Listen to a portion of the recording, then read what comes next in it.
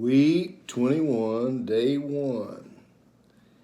The quality this week is friendliness, something that you have to develop to be friendly. The definition is quality of being a friend to all. The quote, and it's a lengthy quote, but I want you to be sure, if you've got it, read it there with me. Page 117, developingcharacter.org. The pretense leads up to the real thing. When you are not feeling particularly friendly, but you know you ought to be, the best thing you can do very often is put on a friendly manner and behave as if you were a nicer person than you actually are. And in a few minutes, as we have all noticed, you will be really feeling friendlier than you were.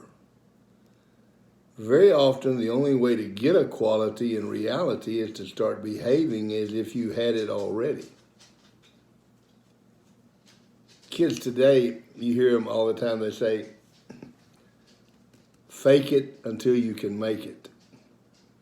And it's true with being friendly. The human nature is to not be friendly. That's human nature. I'm going to show you a little demonstration this week on setting goals.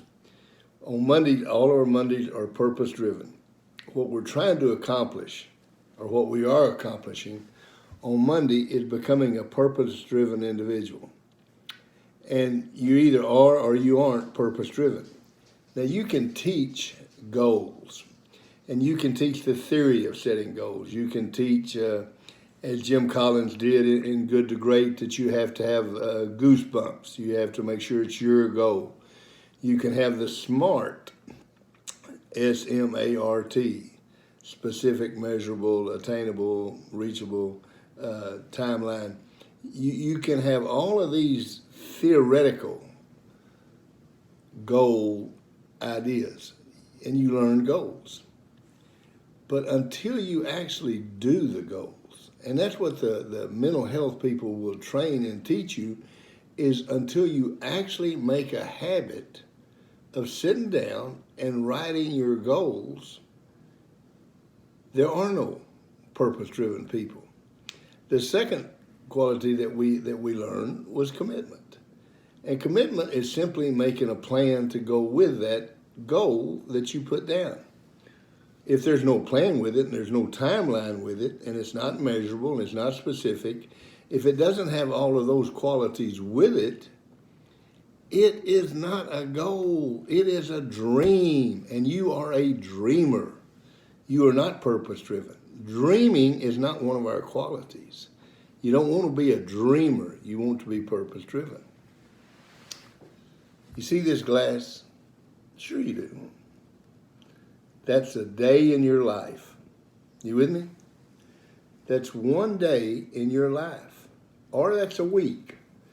I don't know if you write your goals as a day or if you write them as a week. That's the day in your life right here. You with me? Here's a goal. There's one goal. 2 goals. 3 goals. It almost overflows, doesn't it? That's your goal. This is a day in your life, and it's filled up, and that makes you purpose-driven. Now, this is the day in your life, and I don't know if you can see it, but this is sand. You with me? Now, this sand is your cell phone. This sand is your video games. This sand is your TV. This sand is your chilling. I'm just going to chill. You notice that this day is full of sand.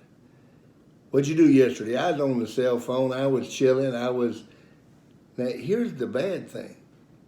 Here's your goal. You wrote a goal on Monday. Here's your day. It don't fit. won't work. See, if your days are filled up with cell phones, if your days are filled up with chilling, video games, and all that, there is no way that you're ever going to be a purpose-driven individual. These are going to take up your day.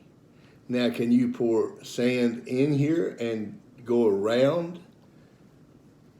Pour it in there and go around to where when you're not doing your goals, you have time for chilling, cell phone, things like that? Sure you do. But when you fill your day up with the cell phone, and there are some people that are absolutely addicted to cell phone. When we did commitment, and I told you there's 2 ways to determine what you're committed to. Number 1 is where do you spend your time? And number 2, where do you spend your money? I've had students tell me that they spend 12, 13 hours a day on their cell phone. But they're committed to education. They're committed to graduating. They're committed to being a great athlete. They're committed to being a devout Christian. No. Now you're lying to yourself. And there's no worse person. Honesty was last week. You want to make sure you're honest to yourself. So when you put these goals down, realize these are going to fill your days. And if they do, that makes you purpose-driven. Will you have room for the cell phone and chilling and other things? Sure you will. But you cannot make your days full or these don't fit. The goals don't fit. You have to make some priorities. And you have to say, okay, I'm going to accomplish these 3 things today. I'm going to accomplish these 3 things this week. Or if you're an athlete, and as I've told you before, when you go in there and you write down 3 things you're going to get done in practice that day, and you go out and get those done, you're going to have tremendous amount of self-respect because you accomplished something.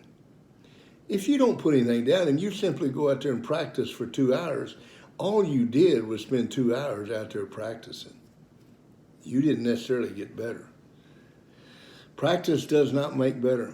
You practice a bad habit, you get good at a bad habit. Perfect practice makes perfect.